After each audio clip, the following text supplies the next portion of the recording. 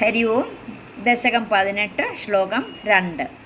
പാപോഭിക്ഷിതിതലപാലനായ വേനഃ പൗരാദ്യയുപനിഹിത കഠോരവീര്യഃ സർവേഭ്യോ നിജബലമേവ സംപ്രശംസൻ ഭൂചക്രേ തവ യജനാന്യയം ന്യരൗൾസീത്. പദങ്ങളെ ഒന്ന് പിരിച്ചു നോക്കാം. പാപഃ അപി പാപോപി ക്ഷിതിതല പാലനായ വേനഃ പാപോപി ക്ഷിതിതല പാലനായ വേനഃ പൗരാദ്യൈഃ ഉപനിഹിതഃ കഠോരവീര്യഃ പൗരാദ്യൈരുപനിഹിത കഠോരവീര്യഃ സർവേഭ്യഃ നിജബലം ഏവ സംപ്രശംസൻ സർവേഭ്യോ നിജബലമേവ സംപ്രശംസൻ ഭൂചക്രേ തവ യജനാനി അയം. അതാണ് യജനാന്യയം. യജനാനി അയം. യജനാന്യയം നിരൗത്സീത്. നിരൗത്സീത്. ഭൂചക്രേ തവ യജനാന്യയം നിരൗത്സീത്.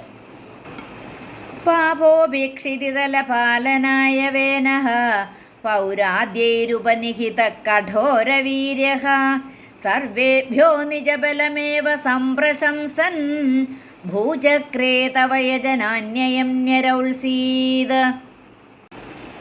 ശ്ലോകം 2 അന്വയവും അർത്ഥവും. ഇപ്പോൾ കഴിഞ്ഞ ശ്ലോകത്തിൽ, ആദ്യത്തെ ശ്ലോകത്തിൽ നമ്മൾ പറഞ്ഞു, അംഗരാജാവ് ആ മകൻ്റെ ആ സ്വഭാവ ദൂഷ്യത്തിൽ മനസ്സ് വിഷമിച്ചിട്ട് ആ കാട്ടിലേക്ക് പോവുകയാണ്. ആ ഭഗവാന്റെ ആ പാദങ്ങളിലൊക്കെ മനസ്സർപ്പിച്ച് അങ്ങനെ പോയി. അപ്പോൾ എന്താ സംഭവിച്ചത്? രാജ്യത്ത് രാജാവില്ലാത്ത അവസ്ഥ വരികയാണ് ചെയ്യുന്നത്. ഒരു രാജ്യത്ത് രാജാവില്ലാത്ത അവസ്ഥ വരാൻ പാടുണ്ടോ? അപ്പോഴത്തേനും അങ്ങനെ വന്നു കഴിഞ്ഞാൽ കള്ളന്മാരും കൊള്ളക്കാരും ഒക്കെ പെരുകത്തില്ലേ? അപ്പോൾ ആ ഒരവസ്ഥ വന്നു ചേർന്നു. കുറേ കാലം അങ്ങനെ അങ്ങ് പോയി. എന്നുവെച്ചാൽ പെട്ടെന്നൊരു രാജാവിനെ ആക്കാൻ പറ്റത്തില്ലല്ലോ. അപ്പോൾ അല്ലെങ്കിൽ അത്ര ശ്രേഷ്ഠനായ ഒരു മകൻ ഉണ്ടായിരുന്നുവെങ്കിൽ ഉടനെ തന്നെ രാജ്യഭാരം ഏറ്റെടുത്തേനെ. പക്ഷെ അതുമില്ല. അപ്പോൾ ആകെ വിഷമിച്ചു. കൊള്ളക്കാർ പെരുകി. പിന്നെ യുദ്ധത്തിന് ആൾക്കാർ വന്ന് രാജ്യം പിടിച്ചടക്കുമല്ലോ. ഒരു രാജ്യത്തെ രാജാവ് ഇല്ലാത്ത അവസ്ഥ വന്നു കഴിഞ്ഞാൽ. അതിനാണ് നമ്മുടെ തിരുവിതാംകൂറിലെ ഏതോ ഒരു രാജാവ് പറഞ്ഞിട്ടുണ്ട് എന്ന് കേട്ടിട്ടുണ്ട്. എന്ന് വെച്ചാൽ ഒരു സിംഹാസനത്തിൽ ആരെങ്കിലും ഇരിക്കാൻ വേണം. കാര്യം എന്നാന്ന് വെച്ചാൽ അവരൊന്നും ഭരണം നടത്തിയില്ലെങ്കിൽ പോലും ഒരു വ്യക്തി കസേരയിൽ വേണം, സിംഹാസനത്തിൽ വേണം, അല്ലെങ്കിൽ ഒരു ചൂലെങ്കിലും വേണം എന്നാണ് ഏതോ ഒരു രാജാവ് പറഞ്ഞിട്ടുള്ളതെന്ന് കേട്ടിട്ടുണ്ട്. അപ്പോൾ അതുകൊണ്ട് ഈ ഒരു രാജാവിൻ്റെ ഒരു സഭയാവുമ്പോഴത്തേനും അവിടെ മന്ത്രിമാർ കാണും, ഋഷിമാർ കാണും, മറ്റോരോരോ കലകളിലെ ശ്രേഷ്ഠരായിട്ടുള്ളവരൊക്കെ ആ സഭയിലുണ്ടാകും. അവരെല്ലാവരും കൂടെ പലതരത്തിൽ ആലോചിച്ചു, ഇനി ആരെയാണ് രാജാവാക്കി വാഴിക്കേണ്ടത്, ആരെങ്കിലും വേണമല്ലോ, അല്ലെങ്കിൽ രാജ്യം വല്ലവരും കൊണ്ടുപോകുമല്ലോ എന്നൊക്കെയുള്ള ഒരു ചിന്ത വന്നു. പുറമേ നിന്നൊരാളെ തിരഞ്ഞെടുക്കാനും സാധ്യമല്ല ഇങ്ങനൊരു മകൻ ഇവിടെ ഉള്ളപ്പം. അവസാനം അവർ തന്നെ തീരുമാനിച്ചു, എന്തു ചെയ്യാനാ, രാജാവിൻ്റെ ഒരു മകൻ ഇരിക്കുകയിൽ ആരും ഇല്ലാത്തതിലും ഭേദം ഇവനെ തന്നെ തിരഞ്ഞെടുക്കാമെന്ന് തീരുമാനിക്കുകയാണ്. പാപഃ അപി കഠോരവീര്യഃ ക്ഷിതിതലപാലനായ പൗരാദ്യൈഃ ഉപനിഹതഃ. അപ്പോൾ എന്താ സംഭവിച്ചത്? പാപഃ പാപനാണെങ്കിലും, ആ ദുഷ്ടനാണെങ്കിലും, പാപഃ അപി ദുഷ്ടനാണെങ്കിലും, കഠോരവീര്യഃ ആ കടുത്ത ശക്തനായിരുന്നു അവൻ. നല്ല ശരീരശക്തിയും കാര്യങ്ങളും ഒക്കെ ഉണ്ടായിരുന്നു അവന്. ആ കടുത്ത ശക്തനായിരുന്നതിനാൽ ഈ പൗരന്മാരെല്ലാവരും കൂടി തീരുമാനിച്ച് ഇവനെ രാജാവായി വാഴിച്ചു. അതാണ് പാപഃ അപി കഠോരവീര്യഃ ക്ഷിതിതലപാലനായ ആ രാജ്യം ഭരിക്കാനായിട്ട്, ആ പാലകനായിട്ട് പൗരാദ്യൈഃ ഉപനിഹിതഃ ആ പൗരന്മാർ തുടങ്ങിയവർ രാജാവായിട്ട് വാഴിച്ച ഇവൻ അയം വേനഃ സർവേഭ്യഃ നിജബലം ഏവ സംപ്രശംസൻ.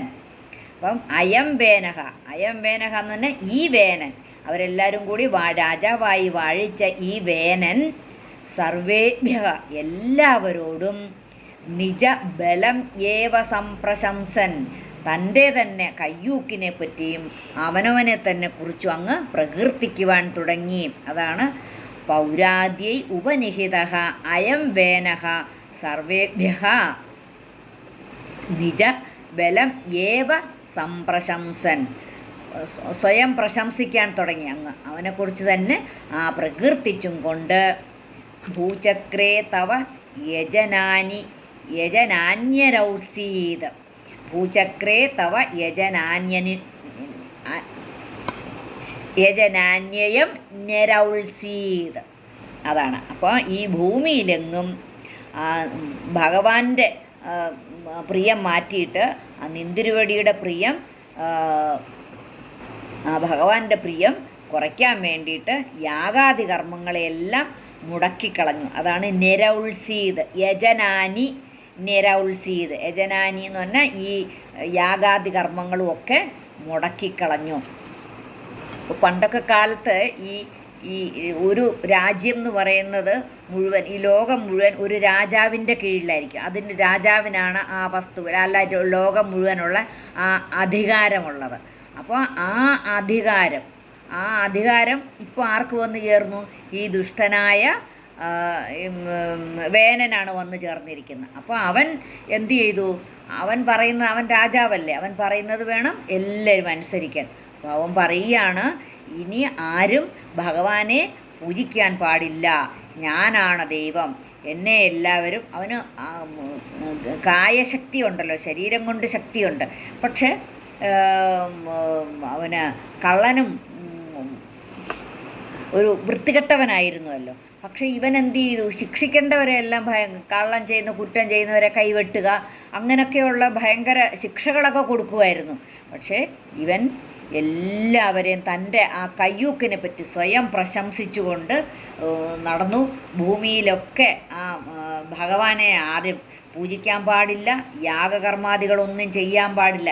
യജനം എന്ന് പറഞ്ഞാൽ ഈ ഭൂതാദി കർമ്മങ്ങൾ എന്ന് വെച്ചാൽ യജ്ഞങ്ങൾ, ധനദാനാദി കർമ്മങ്ങൾ, ഇതെല്ലാം ഇവൻ മുടക്കി. പിന്നെ രാജാവ് എന്തുവാനാ വേണ്ടത്? ഈ ജനങ്ങളുടെ നന്മയ്ക്ക് വേണ്ടിയിട്ട് വേണമല്ലോ പ്രവർത്തിക്കേണ്ടത്.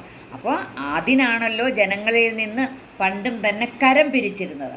അപ്പോൾ ആ കരം പിരിക്കുന്നത് വെച്ചിട്ട് ജനങ്ങൾക്ക് ആവശ്യമുള്ള സമയത്ത് അവർക്ക് ഉപകാരം ചെയ്യണം. അതിനു വേണ്ടിയിട്ട് ആ പൈസ ആവശ്യമുള്ളവർക്ക് അല്ലെ ബുദ്ധിമുട്ടുന്നവർക്ക് അവരെ സഹായിക്കുക എന്നുള്ളത്. അപ്പോൾ ഈ സൂര്യഭഗവാൻ ചെയ്യുന്നത് പോലെ സൂര്യൻ എന്താ ചെയ്യുന്നത്? അങ്ങോട്ടൊന്നും പ്രതീക്ഷിക്കുന്നില്ല. സൂര്യൻ കടലിലെ വെള്ളം വറ്റിച്ച് പിടിച്ച് എല്ലാവർക്കും പ്രകാശം നൽകുന്നു, താപം നൽകുന്നു, എല്ലാം ചെയ്യുന്നു. സൂര്യദേവൻ ഒരു ദിവസം ഇല്ലെങ്കിലത്തെ കാര്യം നമ്മളൊന്ന് ആലോചിച്ച് നോക്കിക്കേ.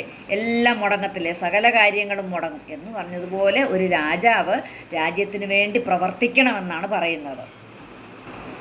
അപ്പോൾ ഈ മഹാപാപിയാണെങ്കിലും ശരി, ആ ഉഗ്ര ഒരു പരാക്രമിയായിരിക്കുന്ന ആ വേനനെ പിടിച്ച് ആ രാജ്യത്തെ ജനങ്ങളും ആ സഭയിലുള്ള എല്ലാവരും കൂടി തൻ്റെ രാജ്യം, നമ്മുടെ രാജ്യം അനാഥമായി പോകരുതല്ലോ എന്ന് കരുതിയിട്ട് വേനനെ പിടിച്ച് രാജാവാക്കി വെക്കുന്നു, ആ സിംഹാസനത്തിൽ ഇരുത്തുന്നു. അതിനുശേഷം ആ സ്വന്തം പ്രതാപത്തെക്കുറിച്ചും സ്വന്തം കാര്യങ്ങളെക്കുറിച്ചും ഇങ്ങനെ പ്രകീർത്തിക്കുന്ന ആ വേനന് രാജ്യമാസകലമുള്ള ആ ജനങ്ങളെ ആ ഭഗവാനെ ആരാധിക്കുന്നതിലും ഒക്കെ കർശനമായിട്ട് നിരോധിച്ചു. അതൊന്നും പാടില്ല എന്ന് പറഞ്ഞു. പാപോഭീക്ഷിതിതലപാലനായ വേനഃ പൗരാദ്യൈ ഉപനിഹിത കഠോരവീര്യഃ സർവേഭ്യോ നിജബലമേവ സംപ്രശംസൻ ഭൂചക്രേ തവ യജനാന്യയം ന്യരൗത്സീത്.